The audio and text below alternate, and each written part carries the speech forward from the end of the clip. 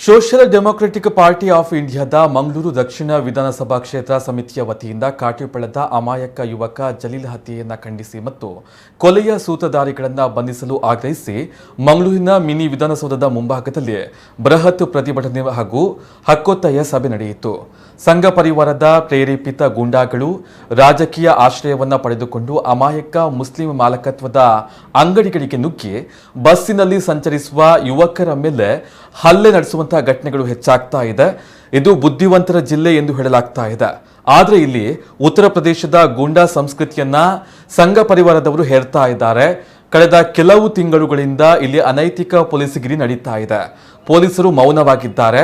ಮುಖ್ಯಮಂತ್ರಿ ಬಸವರಾಜ ಬೊಮ್ಮಾಯಿ ಅವರು ಕೂಡ ಮಾಧ್ಯಮಗಳ ಮೂಲಕ ಹಿಂದೂಗಳಿಗೆ ಪರವಾಗಿ ಹೇಳಿಕೆಯನ್ನು ನೀಡ್ತಾ ಇರುವುದೇ ಇಂತಹ ಕೊಲೆ ಕೃತ್ಯಗಳು ಹೆಚ್ಚಾಗಲು ಕಾರಣವಾಗಿದೆ.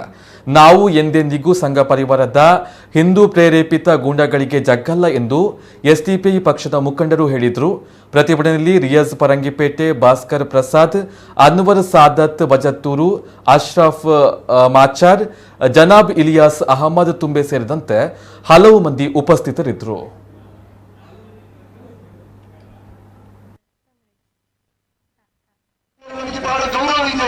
ನಮ್ಮನ್ನು ರಕ್ಷಿಸಬೇಕಾದವರು, ಈ ಕಾನೂನನ್ನು ರಕ್ಷಿಸಬೇಕಾದವರು ಪೊಲೀಸ್ ಇಲಾಖೆಯಾಗಿರ್ತಾರೆ.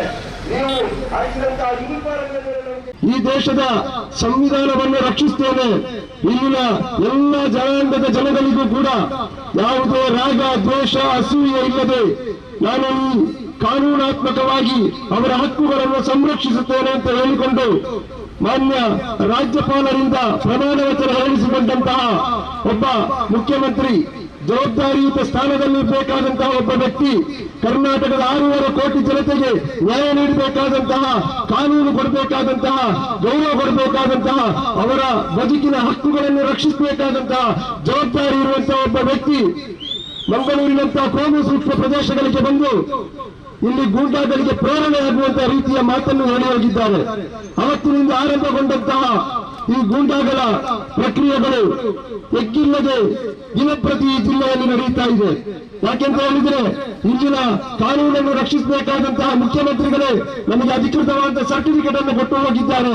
ಇನ್ನು ನಮ್ಮನ್ನು ಕೇಳುವವರು ಯಾರೂ ಇಲ್ಲ ಅಂತ ಹೇಳುವಂತಹ ಒಂದು ಧೈರ್ಯ, ಹುಮ್ಮಸ್ಸು ಇಲ್ಲಿನ ಈ ದುಷ್ಟಕೂಟಗಳಿಗೆ ಬಂದಿದೆ ಅಂತ ಕಾಣುತ್ತದೆ.